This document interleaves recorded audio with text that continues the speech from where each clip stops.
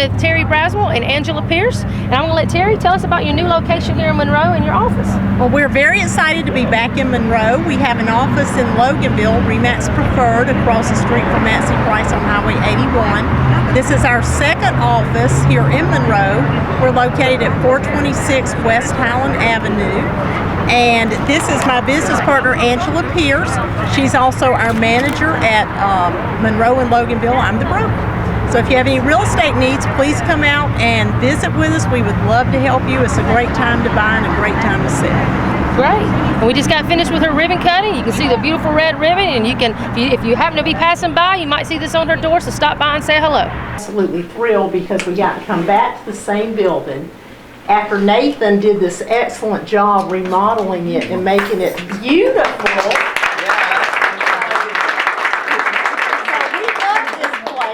So excited, and we love Monroe anyway, and all of you in here are dear friends to all of us, so I can't tell you how much it means for you to be here to celebrate this ribbon cutting with us.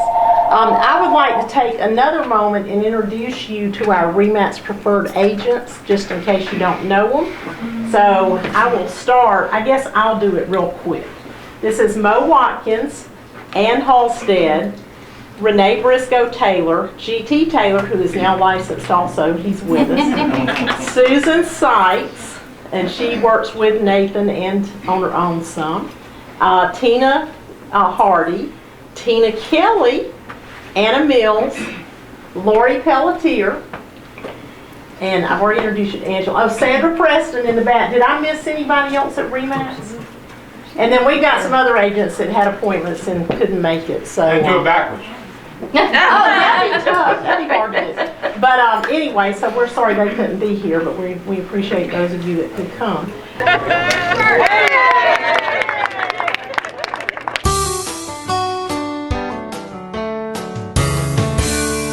When we do a shoulder replacement,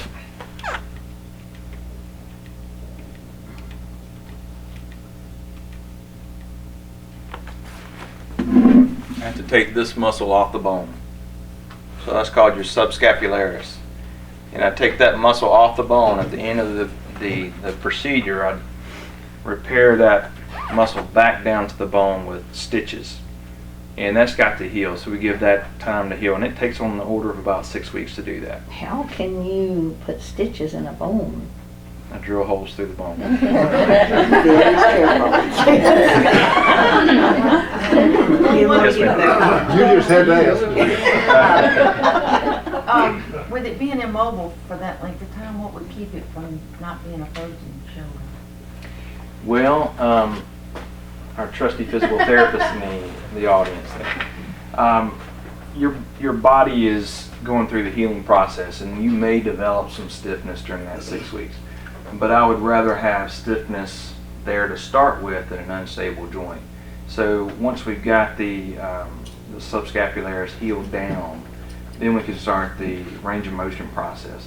And typically with physical therapy, we'll start with just passive range of motion the first few times, and then we advance that to active assisted and active range of motion. What that means is we start with the therapist doing the motion for you, and then we advance you to pulleys and using tools to start getting that motion back, and then eventually with you doing the exercises.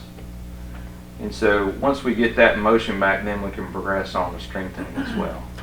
But it's a different process too. You're being immobilized to protect something right. that he's repaired. The frozen shoulder, I don't think it's really well understood still why it starts, but that's a process where the joint's freezing, you're getting less and less motion, and then it starts thawing. Once they take you out of the immobilizer, then you're allowed to start moving passively and actively. Normally you're going to get that motion back. right, Not until the joint decides to unfreeze in a frozen shoulder are you going to start getting motion back. right. Yes, I ma'am. had surgery on my arm from a break, and as you said, they sewed the bone back together. And I went through therapy, and this has been a year. April was a year ago, and I'm still having a lot of pain. Okay. Is there any answer to? I do physical therapy. Well, I say therapy. I go to fitness and I use my arm, with weights. Am I gonna do any damage to it because I'm doing all this weight, using these weights? Or am I keeping it mobile by doing these weights? I don't wanna make it any worse, Right. but I'd like for it to get better. Yeah, I don't think you're going to do any harm to it. Not usually. Doing exercises will help you stay mobile, get more motion. There are some things with fractures to the shoulder that can limit motion, and sometimes it takes looking at that and figuring out why you're still having pain, why you're still having lack of motion and strength in your arm.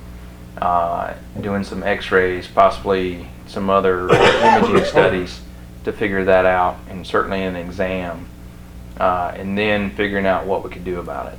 There are some options for us. I went through an occupational therapy evaluation, and they determined that with workers' comp, they couldn't do anything else to make it any better. And so they put me on disability. Sure. Took me off my bus. And I keep thinking that as time goes on, that the pain will get less. But it's not. It's just getting worse. Not unbearable, but not as... I'm still having a lot of pain. I'd be happy to take a look at it for you. Try to figure it out. You know, there's certainly a reason why you keep having pain. Yeah. And sometimes it takes converting what you might have in there, hemiarthroplasty, to a reverse total shoulder to get that pain better and get the motion better.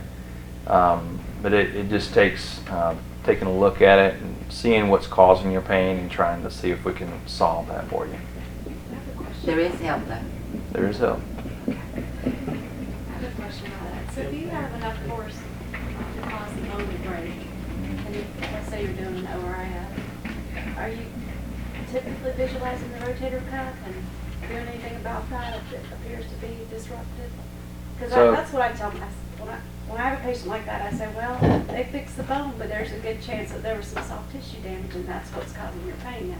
And that could be. And so just to clarify, an ORIF is basically using, it's open reduction internal fixation. So if you have a fracture to the proximal humerus here, and it's broken into pieces, sometimes you can put that back together with a plate and screws. And you do have enough visualization to look at the rotator cuff while you're in there, and you can put some stitches into the rotator cuff. There are some other issues with that process. With putting screws into the proximal humerus, you can damage the blood supply, or the blood supply can become damaged by the process of you breaking the shoulder, and you can develop an area of bone non-healing in here, and even bone death, and so that it collapses. So that can be a cause of pain, and I've seen that a few times. The rotator cuff can tear later, so it doesn't have to tear during that initial incident. It could tear later and cause pain, or it could tear partially during that fall, and you not recognize it or not see that, and then it advance after surgery as well to a full thickness rotator cuff tear. There are a variety of reasons that it could be. It could be, just some frozen shoulder as well, just from the trauma. That can develop as well. How does the avascular necrosis or the non-healing part present? Typically with pain. I'm just asking to help me so I know when to send people back. You're going to have a patient that has that will typically come in with pain, and it's a pain that just doesn't get much better. You just can't relieve the pain because it's more like a pressure in your shoulder, and it takes, you can take anti-inflammatory medicines, you can do some other things, but essentially, eventually you're going to need a shoulder replacement for it to get rid of that area. So are they looking at doing hemiarthroplasties now when you have that multiple? Yeah, I mean, we've done a whole host of articles on hemiarthroplasty versus total shoulder, and I actually wrote one myself. And the studies all show that total shoulder actually does better in the long term than the hemiarthroplasty does. So yeah, years ago we were doing hemiarthroplasties, but probably in the last 10 years it's trended towards doing total shoulders. So much so that not too many people do hemiarthroplasties much anymore. When you have an immobilizer home, You don't like that you can't take a shower, you can't wash clothes, anything like that? No, we show you how to work around the immobilizer. My nurses are very good at talking to you about how to put your shirt on and off, and how to take your shower. And essentially, once the skin heals up, you can get in and out of the shower. That's typically 7 to 10 days that I'll take any stitches I might have there out in the office, and I'll show you how to get in and out of the immobilizer to take a shower. It's usually a two-man job. You do unstrap the immobilizer, slide it off, and I tell people to put an empty 2-liter Coke bottle underneath your elbow, and that holds the arm out from the side, and you can wash up underneath your underarm pretty easily. And that prevents you from having to elevate it up when you really can't do that very well. My situation here is just a little grinding and it's sore. Is that basically all right? Could be. It could be bursitis as well, rotator cuff tear. Stop on studying the injections. Well, that's what I would typically start with, whether you had bursitis or impingement, or rotator cuff tear, or arthritis. I'm typically not going to jump to surgery unless I'm taking you down the road of treatment options and you're not getting better. So I would typically do a steroid injection either the first or second time I saw you, and try to get that inflammation down for you as best I could. Yes, sir. If a person is in a physical training environment, you familiar with Alcovy Fitness Center? Yes, sir. Yeah. Well, she was in that and doing real good, and her shoulders started bothering her. Mm-hmm. And the doctor, I don't know which one, but the doctor told her that she should not put weight and range of motion and strain on it. Mm-hmm. Seems to me like that would cause it to freeze up. Get stiffer. And it can, but what they might be talking about is doing weights. Even light weights? Well, I would tell you to do as much as you can do. Because when you stop moving your shoulder, that's when it starts getting stiff, and that's when it starts going downhill. Okay, would you use pain as a measurement? Absolutely. Absolutely. I tell my patients if it hurts, don't do it. Unless I'm making them go through physical therapy and they've gotten to the point where they need to push through some of that hurt, to get to some better results. But yeah, if you're, before you come see me, or even during that, the first conservative treatment route, do what you can do. Try to stay as active as you can. If it hurts, don't do that. Stay away from that. So if heavier weights are hurting the shoulder, then stop doing heavier weights. Do smaller weights and smooth reps, but increase the amount of reps you do, because that increases the strain on the shoulder and actually will build the muscle. Well, she was being trained or worked with by a therapist, trained therapist, Mm-hmm. and when she told the therapist, she'd been, a year or so? Mm-hmm. When she told her what the doctor said, she said, well, I can't help you if you are ordered not to. You can't do anything. Exercise. Yeah. Sure. I mean, I can understand that, but I would tell you try to stay as active as you can. What I see most of my patients, if they stop being active, they stop trying to get some exercise, that's when they, typically need more treatment because they have more pain. And more stiffness. is there a stretch exercise, range of motion that you can do to help? There's several stretching exercises. I have a list of them in my office that I'll typically hand people so that they can either do those on their own, or I'll have them go see the therapist so the therapist can show them some stretching exercises to help try to maintain and regain as much motion as they can. Do you advise them against any particular exercises in the gym? Well, the biggest thing I tell people is not to use heavy weights, to use lower weights, higher reps, but instead of the herky-jerky motions, trying to throw weights up there thinking that that's building your muscle, that's actually a lot of times causing more harm than good. I'll tell people, do nice, easy motions. So as long as you're doing slow, easy motions with the right amount of weight, most of the exercises are okay. It depends on each person.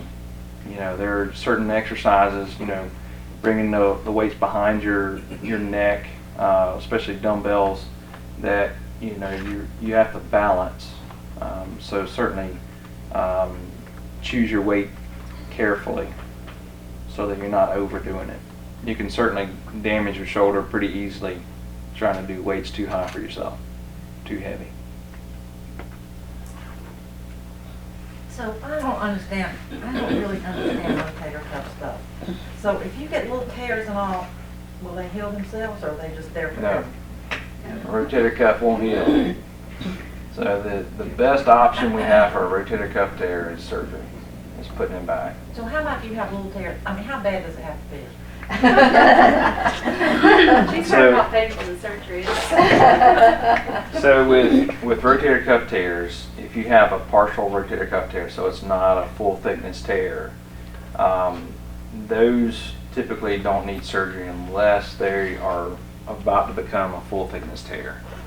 So, and we've got measurements we can do for those and tell you which ones are which. Typically, if they're greater than 50% tear of the thickness of the tendon, we're going to lean towards surgery, especially if you're not getting better by conservative measures. But the rotator cuff, when it attaches out here, so it comes from here and attaches out here. And so as it tears off, it peels off and pulls away from the bone. And so it does not have the ability to reach back out and grab the bone and heal back to itself. So the best option that we have for that, once you've torn the rotator cuff and it's pulled away from the bone, is surgery. And that typically we used to do big incisions for the shoulder to repair the rotator cuff. Now we do them all through small incisions. I typically do little poke holes around the shoulder and use instruments that are smaller in diameter than my pen to put your shoulder back together, your rotator cuff back together. So essentially, I'm going to go in with a camera and clean up all the bone spurs and clean up all the inflammatory tissue, and then take your rotator cuff. I'll put an anchor down into the bone, which dissolves over time, and that has stitches attached to it. I'll pass those stitches through the rotator cuff and I'll tie it back down to the bone. Now, along with we're back to the immobilizer again. With that surgery, the biggest thing is the shoulder immobilizer, and it takes about 6 weeks for that rotator cuff to heal back down to the bone as well. And so you're in a shoulder immobilizer for 6 weeks. Now the difference is with rotator cuff surgery, I can put you into physical therapy right away, because the studies have shown that early passive motion, early motion to the shoulder after rotator cuff repair is no different if you stay still for 6 weeks and do nothing. So it's not putting your shoulder, it's not putting your rotator cuff at any you're not going to re-tear your rotator cuff just by going through physical therapy. Now the caveat to that is letting the therapist move your shoulder. So the first 6 weeks is all passive motion, which means that the therapist is moving your shoulder for you. after that first 6 weeks, then you're able to move your shoulder yourself in physical therapy, and you start doing those exercises that the therapist was doing for you. So how do you do this? How do you tear this thing?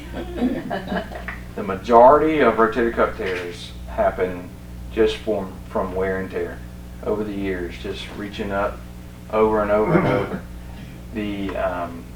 The majority of patients are not tearing the rotator cuff from a fall. If you're younger than 50, it is typically from a fall. If you're older than 50, it's typically not. What if you're a pitcher for the Braves? Well, if you're a pitcher for the Braves, please come see me.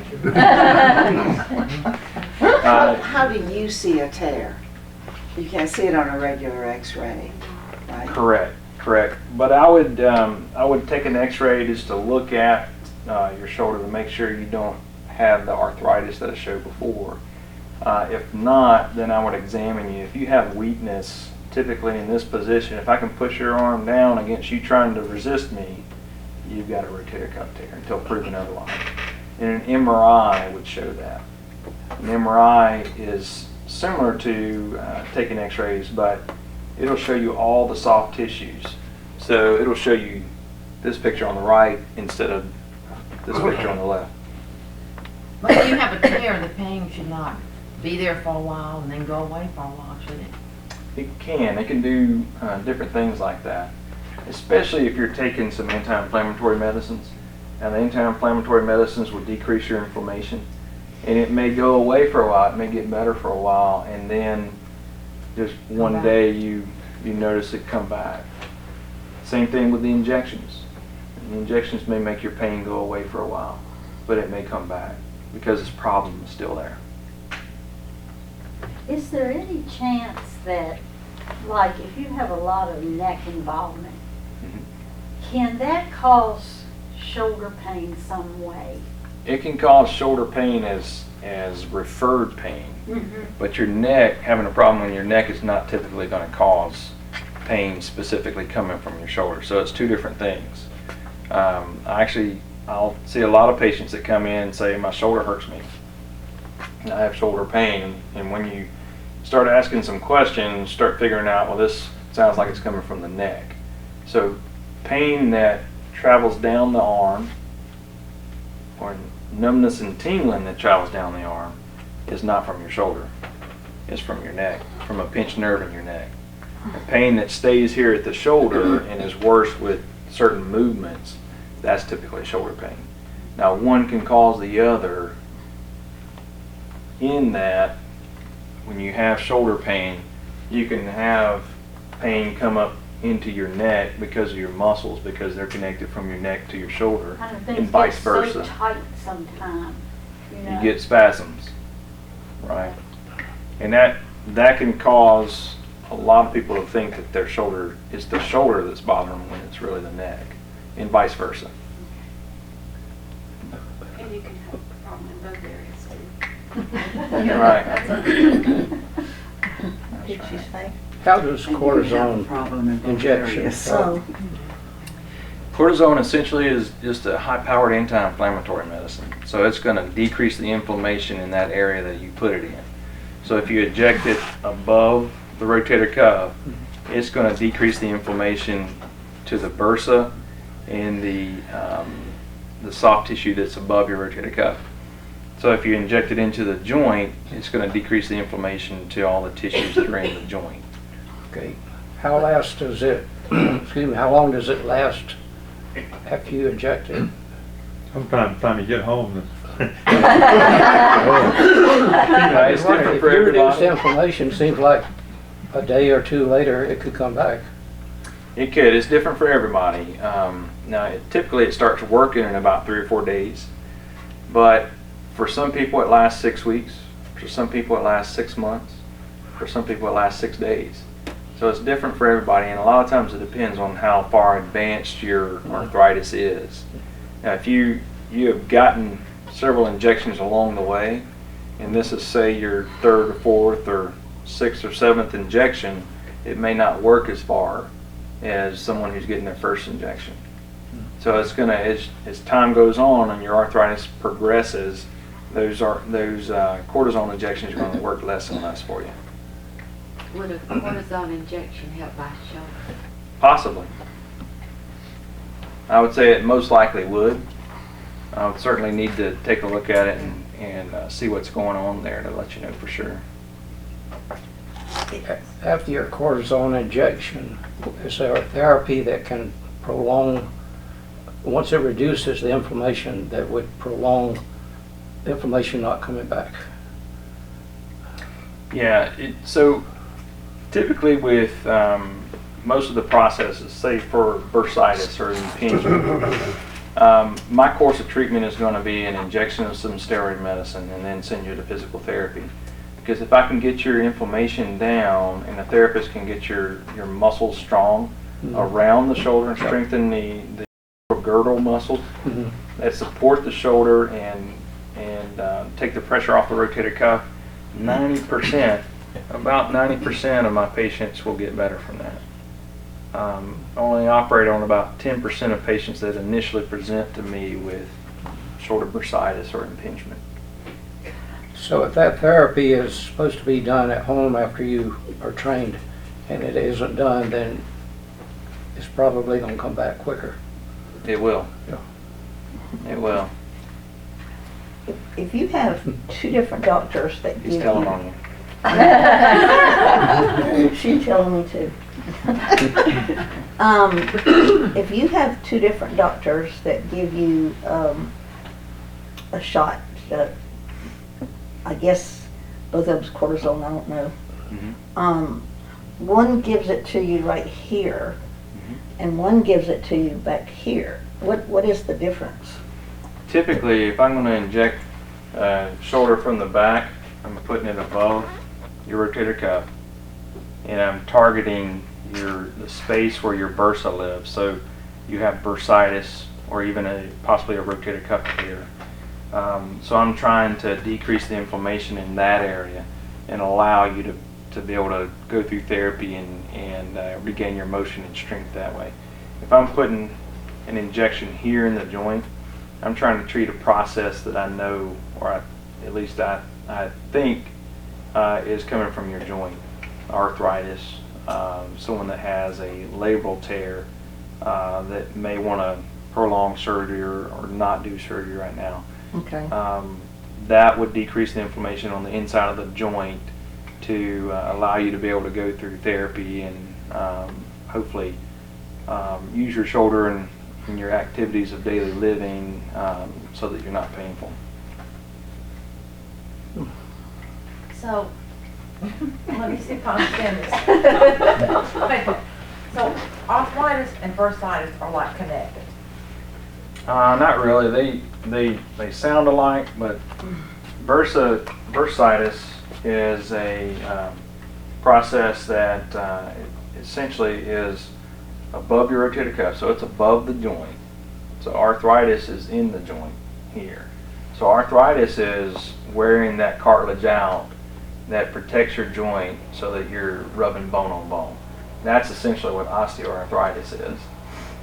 What bursitis is a process typically that can start with some tendonitis of the rotator cuff that goes untreated and eventually progresses on to bursitis, or you can have a small injury to the shoulder, or for a variety of reasons you get some inflammation in the space between the rotator cuff and the top of the shoulder here, and that's where your bursa lives. And now it's not typically filled with fluid, but as you get the bursa inflamed, it fills with fluid and it becomes bursitis and becomes painful. So that anytime you raise your shoulder, whether that be out to the side, whether that be up, and sometimes just with rotation, you can cause pain just from that bursa being pinched in between the top of the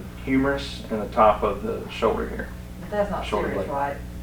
It's not serious unless it goes untreated, and it can lead to more inflammation and then possibly rotator cuff tear down the road. Are you trying to diagnose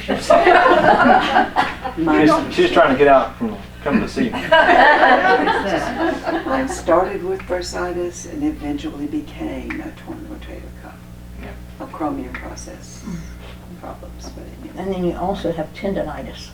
That's correct. There's that. That's true. Yeah. There's a whole little consortium of things that kind of lead one to the other if go untreated. My mother had all kinds of arthritis, and she would say, one of the boys are going to be coming to see me. One of the arthritis. One of those arthritis boys. Arthur is not a good bedfellow. Once he gets, he doesn't let go. Is tendonitis what you might have from your shoulder down to your elbow? If, you have to sleep on a pillow, with your arm in a certain position, like when it gets too cold and stuff like that? Is that something that has to be dealt with surgery, or is that something that's just inflammation? Is that what tendonitis is? It's inflamed? Yeah, tendonitis is inflammation. It's an inflammation of the tendon itself. Now, tendon is connecting the muscle to the bone, so you can have tendonitis that is inflammation in the tendon itself, and you can decrease that. That doesn't necessarily need surgery. Now, if you're having pain from your shoulder to your elbow, it may not be your shoulder. It may be your neck, having a pinched nerve in your neck that causes radiation of that pain down your arm. Or it could be a variety of things in the shoulder or even the elbow that cause that pain that you're feeling from your arm, from your shoulder to your elbow. All do.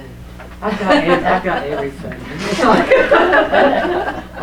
Well, very good. Well, thank y'all so much for coming out on this yucky night. I think everybody learned something. I hope that you did. So I don't know if you feel worse before you came or better. I don't know. Either way. But, feel free to follow up with Dr. Harkins. His office is right here, located on the hospital campus in the 2-story building just next door here. What days of the week are you here in Monroe? I'm here on Mondays. On Mondays. So very good. So call and get yourself an appointment if you're not already a patient of their practice, and then you can follow up with Nancy for physical therapy right in the same building.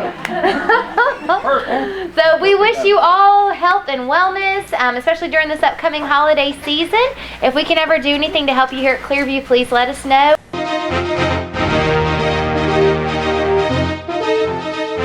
Hello Walton County, this is Kevin Little with the Chairman's Report, Channel 16, Walton Entertainment. Today I was going to start off with talking to you a little bit about the finances in the county.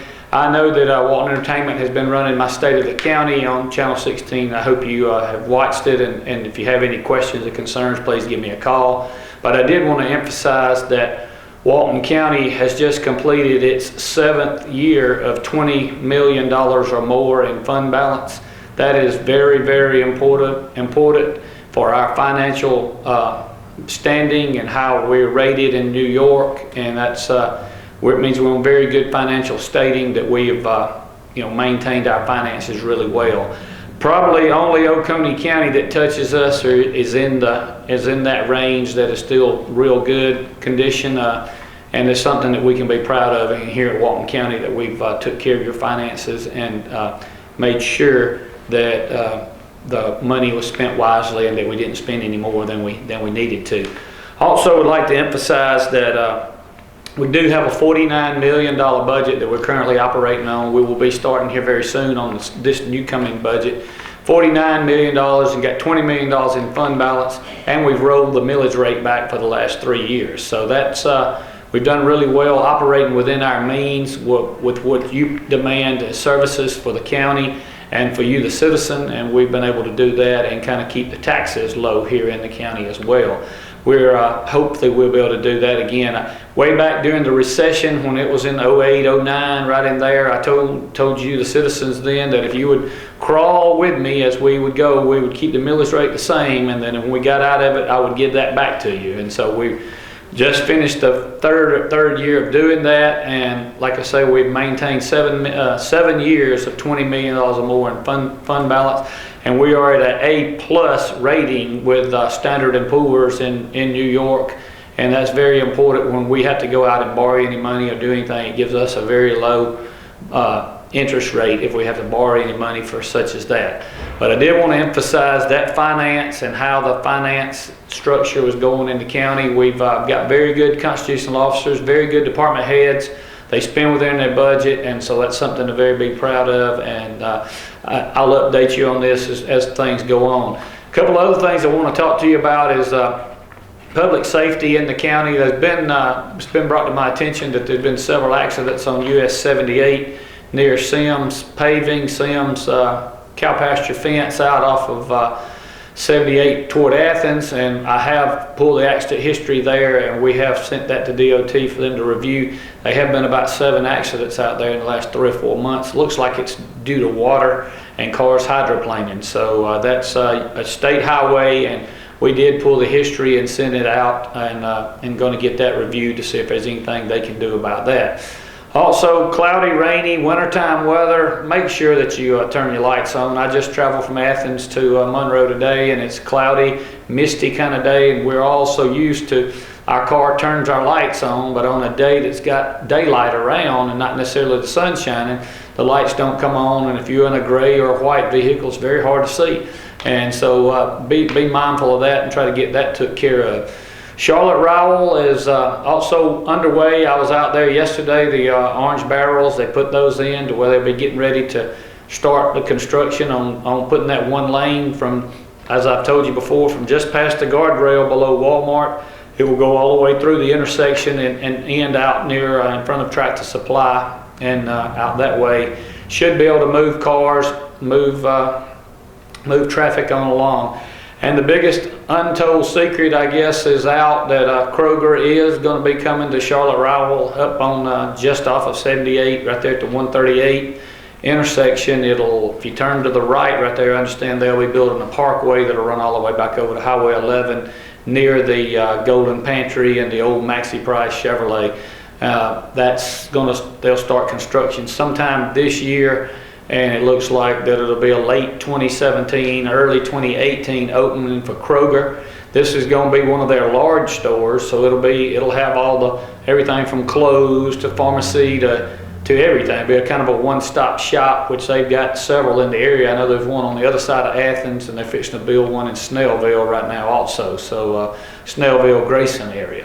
But there's a lot of good things coming to us. I don't know. I've heard the rumor mill of the Steak and Shake. I have not been able to confirm that. I don't know anything whether it's happening or not.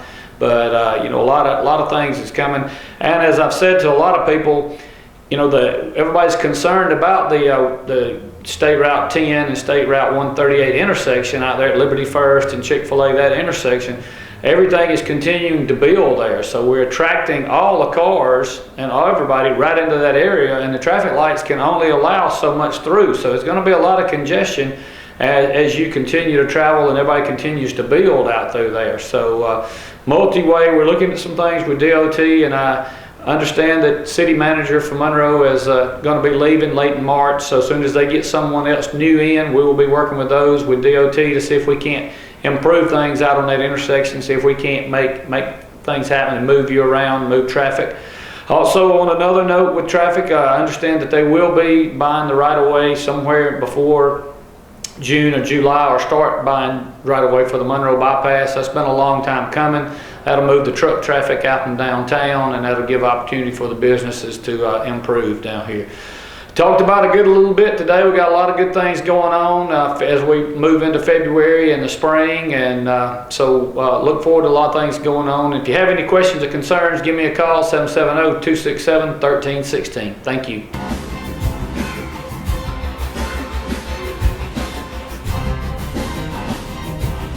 Hello, I'm Walton County Sheriff Joe Chapman. I just want to take a quick minute to remind you that it's tax season. Our favorite time of the year. But with it being tax season, be aware of the phone scams and the mail scams, people representing themselves as IRS agents or employees of the Internal Revenue Service. Do not fall for that scam. It is widespread. We receive a number of calls on it daily. I promise you, if the IRS wants you, they will come see you. They won't call you on the phone. And please don't send them any money. Don't give them any account information. Protect your property and your personal ID, Social Security numbers. Please do not give that out over the phone or on the internet. Another scam we're getting quite a number of calls on is people calling elderly people, posing as grandchildren, saying that they've been incarcerated in another state and they're requesting money to be sent to them to an email address or Western Union address. Please don't fall for that. If someone calls you and says that they're incarcerated, call the sheriff's office or call your local police agency. Inform someone of this. Please do not send money, Western Union or through the internet, any kind of way. Don't fall for that scam. Be safe, and if there's anything we can do for you at the Walton County Sheriff's Office, please give us a call at any time. Thank you.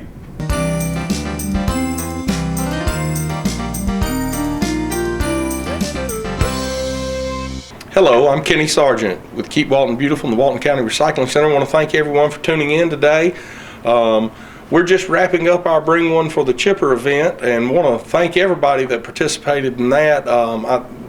We had upwards of 100 trees brought in this year, and that was a little more than we had last year, but we do want to keep trying to advertise that and make that a little bit bigger every year. We know there's a lot more than 100 Christmas trees out there in the county, so we're going to try to do a better job advertising for that, and hope that continues to grow in the future. But again, thank everybody that did bring their Christmas trees. We've already got those chipped up, and we have the mulch here at the recycling center. Around the center, it's been very busy, which is a little bit different this time of year. Normally when school starts back and it starts to cool off, we slow up around the center, and that has not been the case. Last month we had 1,500 cars come through to put out trash here at the recycling center. So that's very busy for us, and it's normally a time when we can kind of regroup, get things cleaned up, and focus a little more on processing our recyclables. So it's been a bit of a challenge to keep up with all of the people we've had coming through. But we appreciate those people coming through. We feel like we're getting the word out there about ourselves, and it's just continuing to grow. So on that note, like I always do, I will remind anyone, if you haven't heard about us, don't know exactly what we do here, feel free to give us a call, 770-267-1421, or just come down here to the center. It's 2051 Leroy Anderson Road. We'll be happy to show you around, show you what we do, answer any questions you have, and we look forward to seeing you.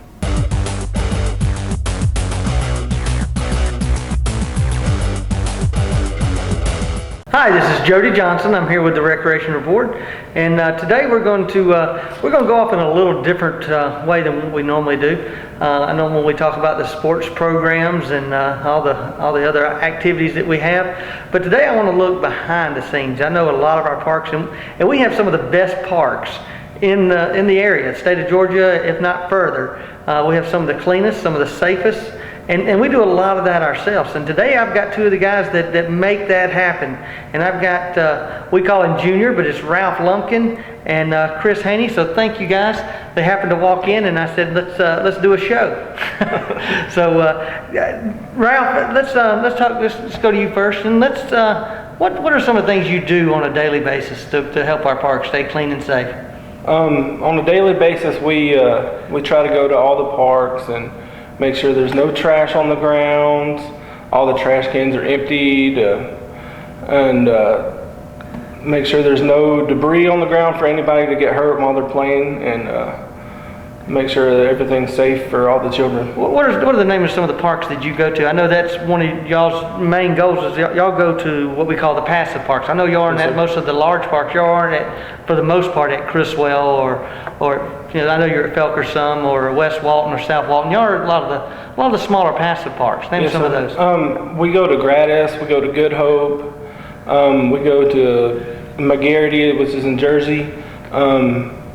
We go to Hammond Park and Matthews Park, and that's good. And we also have Chris Haney here, and Chris is a local guy that's been around these parks for a while and has worked in our department for a while. So Chris, tell us how the seasons changed. And I know we go from the spring to the summer and the fall and the winter. And tell us a little bit how things change and how your duties change throughout the year. Well, it all depends on your location. Each location dictates how you maintain it. They all have different grasses, so you have to do different types of duties to maintain it. So not each park is all the same. So when you have a transition, and not every year is the same. So it don't happen. It don't happen all the same every year. So you have to be mindful of that and take mental notes all the time as you transition from spring to summer to fall to winter. So we have different equipment to take care of different types of areas, the different types of acreage, and also it's just. What do you do what do we do? I know almost every one of the parks you go to have a playground. You know, what is some of the maintenance we have to do on playgrounds? Because those are difficult to keep up, from the mulch to the. Yes, sir. The main thing is a lot of the swing areas get dug out a lot, so we have to always maintain our level of thickness on our mulch to keep it safe. As far as the equipment, we always maintain the chains or the plastic barriers that go around them. They drove in by metal stobs, so we have to make sure they're not cracked or broke where anybody could get their foot caught or cut or anything like that. You'll have a checklist that y'all go by weekly and make sure that those playgrounds stay safe. Yes, sir. And a lot of people don't think of that. They just think you put the playground up and that's it. There's certain fall zones that we have to have for those playgrounds to make it safe. For every 1 foot that an object goes up, we've got to have 2 feet out of fall zones, and we maintain 1 inch for every height of playground. The mulch, and we use some type of wood chips. And those things float, they wash, they decay. So there's a lot that goes on with these playgrounds, and we have, I think, somewhere around 20 different playground sets. And those things are very expensive, so we want to make sure they stay clean. When somebody goes out and they decide they're going to eat lunch and they spill ketchup on it, well, these are the guys that have to go out and scrape that stuff off. And it's it's a tireless job, and sometimes it doesn't. A good thank you goes a long way, because we do have some really nice clean parks. Our pavilions are nice. We have a lot of family reunions. We have a lot of birthday parties, a lot of retirement parties, baby showers. You name it, it's a special occasion. It goes on at one of your Walton County parks. So, and we have 4 or 5 guys that go over to about 200 acres and cut the grass during the season. They maintain the playgrounds. They maintain the parking lots. They maintain all the shrubbery that goes on. So these guys stay extremely busy at all these parks. It's a very tireless job, and again, they do it with very minimal staff. We do have some good equipment that the Walton County Board of Commissioners have given us to maintain that. So we're fortunate that we do have some good equipment that allows our few maintenance guys to stretch their time even further. So we appreciate that. I know they appreciate that. We got some really good equipment last year, so that really helped them out a lot. That boosted us, especially our confidence of getting the job done. Yeah, well, it took one guy with a mower that's 10 foot wide and then basically expanded their time so they can look at some of the shrubberies and the playgrounds. Basically, your 40 hours get stretched, and when it's a rainy 2 or 3 days during the week, I know y'all are even stretched even thinner. Yes, sir. Yes, sir. A lot of y'all's conversation goes as how far have you gotten through the schedule this week? And on a normal week you can get done by Thursday, but on a rainy week you may go to the following Monday where you fall behind. So again, I wanted to get these guys on and thank them. They do a good job. And during the winter months when the grass isn't growing, that's when they catch up on all the projects that they may have let slide because of the time restraints that they had. And that's when they get into the gyms, the community centers, and help clean up those spots. So Ralph and Chris, we do appreciate it. Y'all do a great job, and we hope that the spring will come early this year, because I know everybody wants to get outside. I also want to remind everyone that the community centers are open, and we hope you'll get inside and start exercising, live healthy, and keep that New Year's resolution that everyone about this time starts to sway upon. So stay in the community centers. It's a great bargain at $2 per week per family. We have some great equipment in there for you to exercise with, and on these cold nights that you can get up there and walk on the 1/16th mile walking trail. So we hope that everyone will do that. Our basketball season's coming to an end now, so we're getting close to our county championships. That's a lot of fun for the teams to finally get into a competitive tournament, and we'll play this week through next Saturday. Around the 23rd, I think we'll be through with our recreation basketball, and then we'll focus on all-stars. Our baseball and softball, track, and soccer registration has completed. If you haven't gotten your grandchild registered, make sure you get into the Velker Community Center or Meridian Community Center or down at South Walton Park to get your child registered. There are a few slots left, but by the time this airs, you would hopefully have gone in and got your child registered. If not, give them a call immediately. Time is of the essence to get them in there if you want to sign up for this year's spring season. Numbers are held very steady, and looking forward to a great season. We'll start our evaluations and drafts here in the early months, or late January, early February. We'll start doing that and get our uniforms ordered. And we'll start playing our games in March. So spring is upon us already. We've got our adult basketball season about to kick off here in the next couple of weeks. So a lot of sports activities, a lot of things happening in the community centers.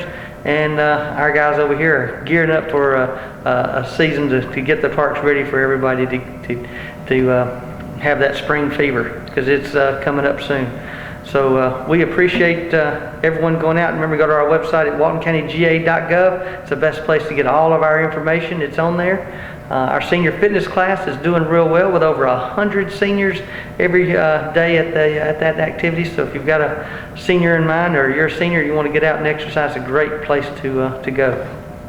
So we hope to see you at a park soon. And as always, remember, sportsmanship starts at home. So until next time, thank you.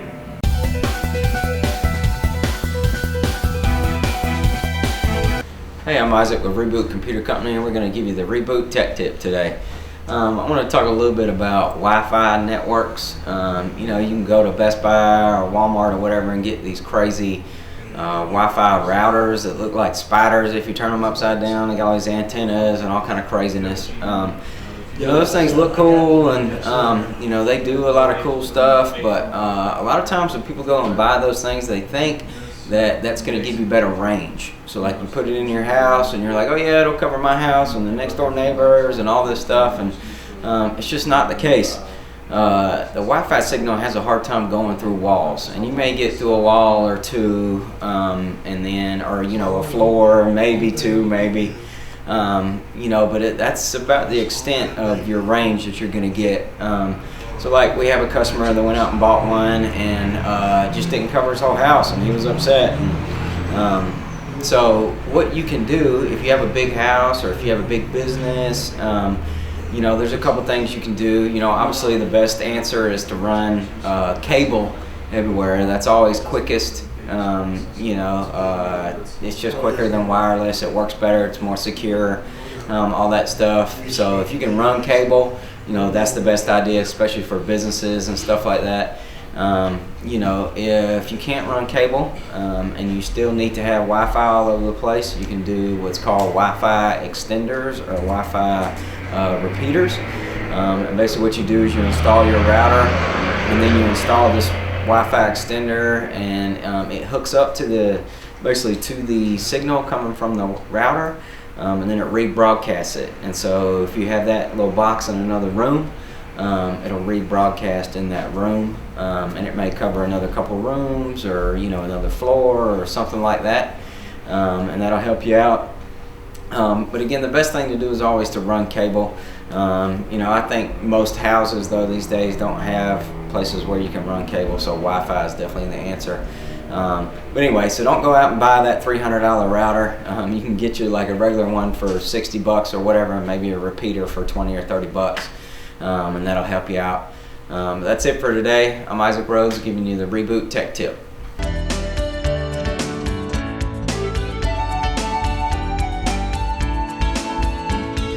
Hey there, thanks for tuning in. As always, we're going to show you dogs and cats that are here at Walton County Animal Control. But first I want to make you aware that the Atlanta Humane Society is coming back to Walton County again. This is an excellent deal. They bring a big trailer that's fully equipped with a spay-neuter clinic inside. Dog neuters are only $40 and cat neuters are only $35. So an incredible price. You can't really beat that anywhere. It's going to be in March, but the sign-ups start January 24th. So if you're interested, you definitely want to get in on the sign-ups. It'll probably fill up really quick. They are not taking walk-ins this year, and an appointment is required. So again, $40 dog neuter, $35 cat neuter. It's going to be at the Tractor Supply in Monroe in March, but sign-ups begin January 24th. You can sign up by calling Heidi at 678-517-2143.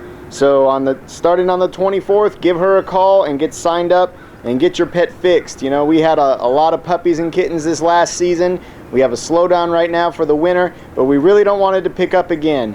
As soon as the days are getting longer and start to get warmer, if your animal's not fixed, it's going to come into heat, and the boy dogs are going to chase all over the neighborhood. So you'll end up having puppies, but do this first so that we don't have to have more and more dogs coming into the shelter system and possibly being euthanized. So starting January 24th, call Heidi for that appointment. Now we'll show you some of the animals that are here. We have us here a red pit, mama pit, and she's looking for a good home. You can see how nice and sweet she is. Looks like she's got a couple of marks on her head. She's glad to be away from where she was, and she'd like to be away from here too if you'd like to give her a home. Male terrier mix, probably about 5-ish, not neutered, looking for a good home. This is Pepper. She's a mix, probably about a year old. She's already spayed. She's had her shot. She's been dewormed, and she's very sweet, just a little bit shy, and just needs a good home. Here we have a male Chihuahua mix. He's 2 to 3 years old. He is heartworm positive, but really sweet. He's a little timid at first, but he's really sweet and needs a good home.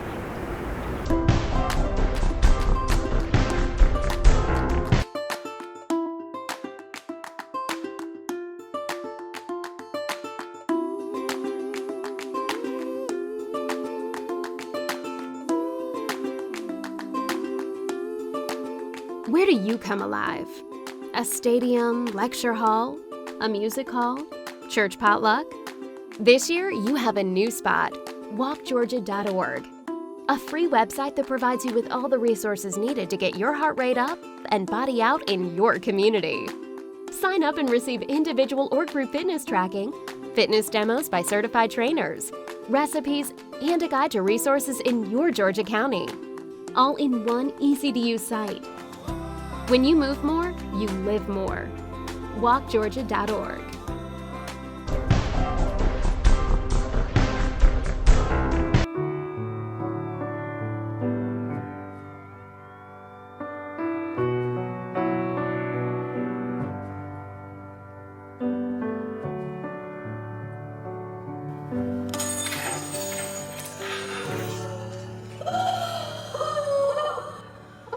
To my body is dust, till my soul is no more. I will love you, love you.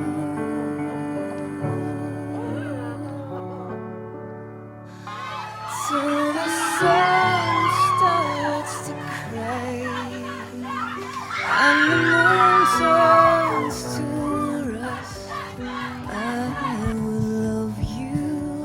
What's the worst that can happen? Do you have a collection of films and videotape sitting in your attic, basement, hall closet, or a box somewhere that are being lost to time?